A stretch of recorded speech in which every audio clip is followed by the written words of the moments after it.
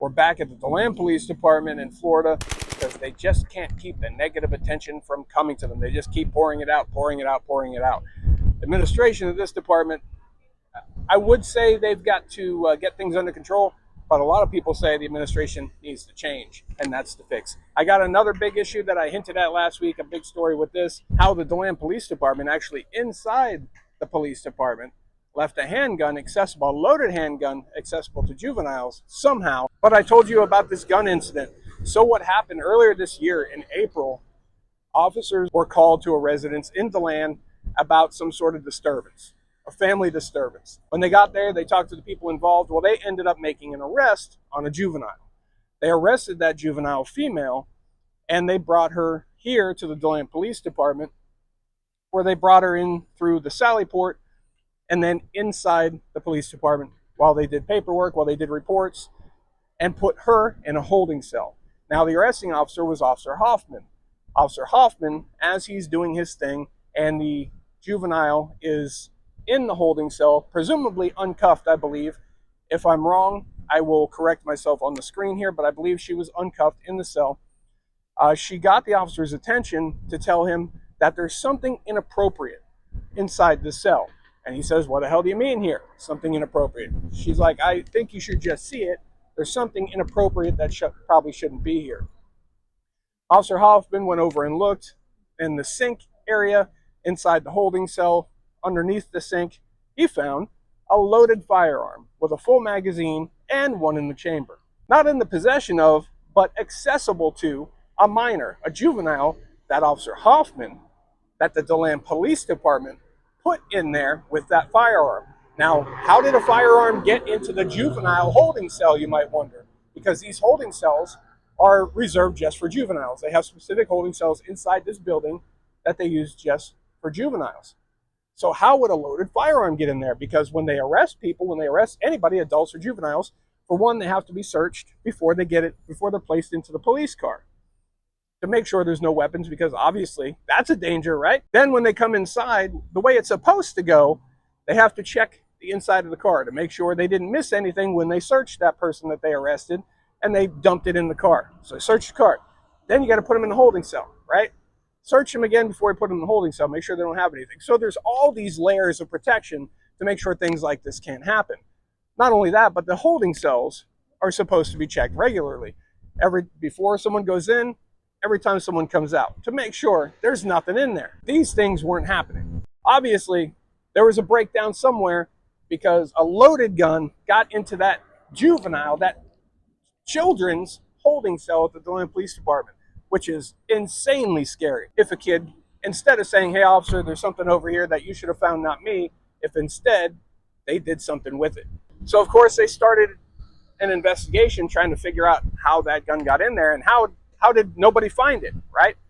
So they don't know if the juvenile that they just arrested and put in that cell dumped the weapon in there. Why?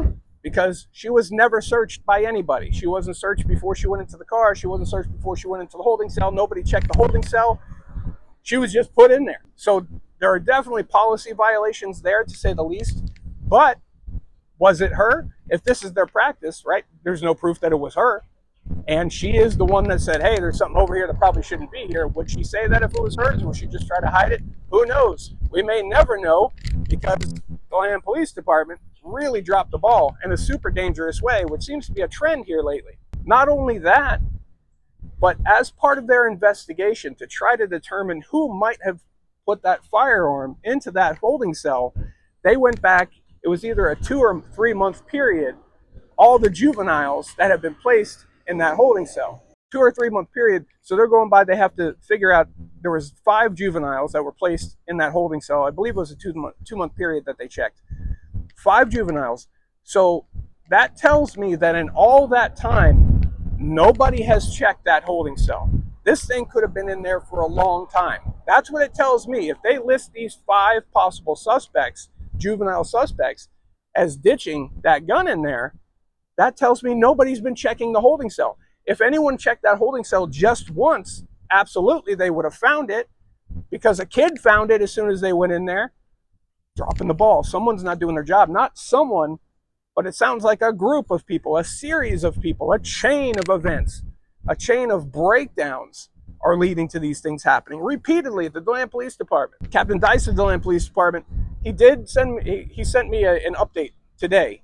He said that it is under review. There's a criminal investigation, and then there will be an internal investigation. For that reason, they're not going to release any more documents related to the case, which they already sent me the report. Not only did they send me the report, they sent me the unredacted report.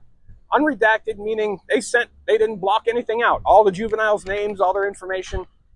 I got everything. That's supposed to be redacted. It wasn't redacted. I'm not going to show it because they're kids, right? I'm not going to do that. Well, the police department should have done that, not me. But yet, in the Adam Kistart case, their own deputy chief, they were sure to redact his name and image out of everything. Funny how that works, huh? So in the state of Florida, it's a crime to leave firearms accessible to children. I don't know if you know that. Logic tells you that. But there's some serious breakdowns here. Some serious breakdowns. Imagine that. They arrest your kid for some reason. For whatever it is. This was a domestic thing. Got in a fight with somebody. I don't know. They're kids, right? And then they go into a holding cell where the Deland Police Department is essentially providing them with firearms, with weapons. Loaded, ready to go. But why is there not a log? Why do we have to go back however many months to look at how many juveniles have been placed in that specific cell within that time period?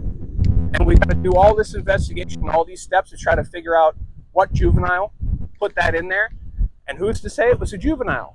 Who's to say it wasn't an officer that had some firearm that they needed to get rid of or something, so they stashed it in there, and hey, it'll just appear. Maybe a juvenile will find. Who knows? It's just speculation, but who knows? Who's to say it was definitely one of those kids? You don't know. Why don't you know? Because the Deland Police Department dropped the ball. Because they're not doing what they're supposed to do. And this was in a super, super dangerous way. A loaded firearm to minors, to juveniles. In their initial report, their initial investigation into finding this firearm, they seem to set the tone that they want to believe that that juvenile female that found it is the one that likely placed it there. They say in the video they see a bump on her shirt or something, you know, in the body cam video and everything, where nobody searches her, pats her down or anything. There's an area that could be something, but who knows, right? That could be just a bump in the, who knows? I think they're just grasping at nothing there. Grasping at someone to blame, because ultimately the blame, regardless of how that got there, the blame is on the Deland Police Department, because if it was on that female, it never should have got in here. It never should have got into this building. A juvenile, look at it. You see these signs on here? They don't even want you to bring a camera in there. But a juvenile, at some point, brought a loaded firearm in there, beyond the closed doors inside, into the restricted area. So regardless, the fault is on the Deland Police Department. Check out the Deland playlist to catch up on all sorts of shenanigans from this department. And there's other videos, there's new videos, there's more stuff coming. Constant information coming in from this department. This department is something special, I'll tell you that. I get more information about this department than any other department ever, and it's primarily from a lot of members of the department who are very displeased with the way this administration does things, or fails to do things. So there's some super interesting and some disturbing notes about this case, this found gun, including some things that this gun was possibly used in. First, though, we see here a write-up issued to Sergeant Santos of the Deland Police Department. This was issued to him a short time after the gun incident, and it's for not checking the holding cells. Now, he's a sergeant. He's not the only one responsible to check these cells, and I find it hard to believe he's the only person that they say didn't check the cells. But he was already written up for it, which is interesting, because according to Captain Dice, they have not even begun an internal investigation into this yet. There's an ongoing criminal investigation because of the links to this gun that I'm about to tell you about, and then only after the criminal investigation is complete will they initiate an internal investigation. That one will be to identify the breakdowns that led to a gun being found in the cell. And like we said, we don't even know a juvenile did leave it in the cell. Who knows where it came from? So if the Deland Police Department administration is following the officer's Bill of Rights, there definitely shouldn't be any write-ups issued in reference to this yet, but there have, by Lieutenant Salmon, who we've seen on this channel before. Coincidentally, I have a feeling administration does not like Sergeant Santos. Why do I say that? Well, I'm going to tell you.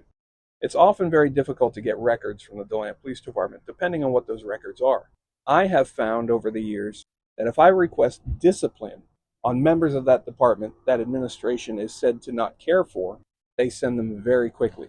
And I requested discipline on Sergeant Santos, and I had it back within an hour of submitting the request, which is unheard of at the Deland Police Department.